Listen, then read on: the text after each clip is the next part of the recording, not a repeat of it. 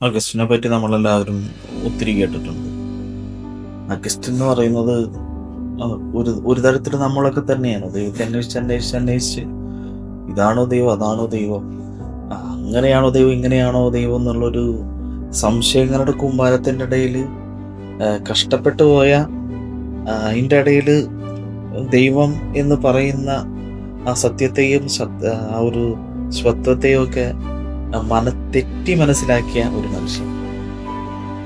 പക്ഷേ അഗസ്റ്റിന്റെ ജീവിതം നമ്മളെ പഠിപ്പിക്കുന്ന സുന്ദരമായിട്ടുള്ള കാര്യം എന്താണെന്ന് വെച്ച് കഴിഞ്ഞാൽ ആ തെറ്റിന് തിരിച്ചു വരാനാണ്, ആ തെറ്റിൽ നിന്ന് തിരിച്ചു കയറാനായിട്ട് അഗസ്റ്റിന് പറ്റിയെന്നുള്ളത്. 33-ാമത്തെ വയസ്സിൽ അഗസ്റ്റിൻ വിശ്വാസം സ്വീകരിക്കുന്നു. 36-ാമത്തെ വയസ്സിൽ അഗസ്റ്റിൻ ആഫ്രിക്കയിലെ ഇപ്പോയിലെ ബിഷപ്പാകുന്നു. അതിനുശേഷം വിശ്വാസത്തിനെതിരെ സംസാരിച്ചിരുന്ന അഗസ്റ്റിൻ വിശ്വാസത്തിനു വേണ്ടി ധീരമായിട്ട് വാദിക്കുന്നു. വിശ്വാസത്തെ ഫിലോസഫിക്കലായി റീസൺസ്, കാരണങ്ങൾ, വിശ്വാസത്തിന്റെ കാരണങ്ങൾ വിശദീകരിക്കുന്നു. എന്താണല്ലേ, വളരെ അത്ഭുതകരമായിട്ടുള്ള ഒരു ജീവിതമാണ്. എല്ലാവർക്കും പ്രചോദനമായിട്ടുള്ള ഒരു ജീവിതം. ഈ പ്രത്യാശയുടെ വർഷത്തിൽ കൂടെ കടന്നു പോകുന്നു. പക്ഷെ അഗസ്റ്റിനൊക്കെ ദൈവത്തിന് ആ വലിയ പ്രത്യാശയത്തിന്റെ ജീവിതത്തിലൂടെ പ്രകാശിപ്പിക്കുന്ന മനുഷ്യരാണ്. നമ്മുടെ ഒക്കെ വിളി അഗസ്റ്റിന്റെ പോലെയാണെന്നുള്ള തിരിച്ചറിയാൻ നിങ്ങൾ എന്തായിരിക്കുന്നു, അവിടെ നിങ്ങൾക്ക് തിരിച്ചു കയറി വരാനുള്ള ശക്തിയും കൃപയും കർത്താവ് തരും. അഗസ്റ്റിന്റെ ആ ഒരു മാനസാന്തരത്തിനിടയാക്കുന്ന ഒരിടമുണ്ട്.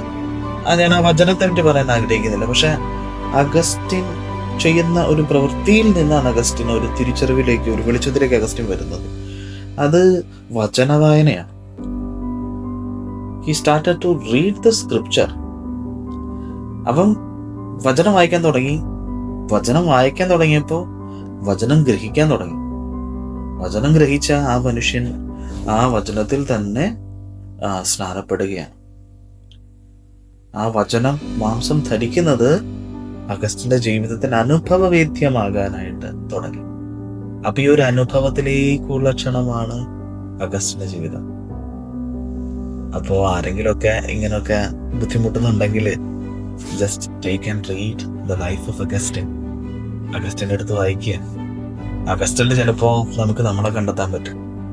നമ്മുടെ പ്രശ്നങ്ങൾക്കുള്ള പരിഹാരം ചിലപ്പോ അഗസ്റ്റിന്റെ ജീവിതത്തിലുണ്ടാകും. അത് തന്നെയാകട്ടെ അഗസ്റ്റിന്റെ ഈ തിരുനാള് നമ്മൾ ഓർമ്മിപ്പിക്കുന്നത്. അഗസ്റ്റിന്റെ ഈ തിരുനാൾ നമ്മളോട് പങ്കുവയ്ക്കുന്നു.